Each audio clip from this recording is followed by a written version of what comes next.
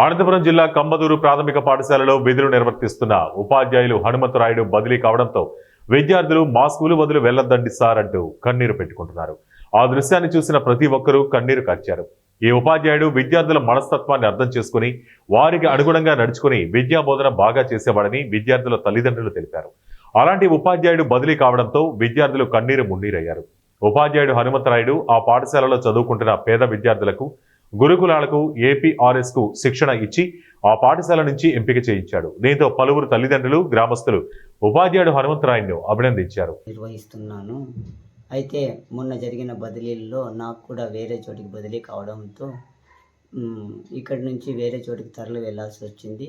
కానీ పిల్లలు నన్ను వదలలేకపోతూ బాధను వ్యక్తం చేస్తూ గగ్గోలు ఏడ్చు కన్నీరు పెట్టారు. బాధ ఉదయం ఏంటంటే ఆ పాఠశాలలో గతంలో ఎప్పుడూ లేకున్నటువంటి ఏపీఆర్ఎస్ సీట్లు ఏపీఆర్ఎస్ గుర్తినందు 2, బీఆర్జేసీ నందు 1, ఎంఏజీపీ కూడా క్వాలిఫై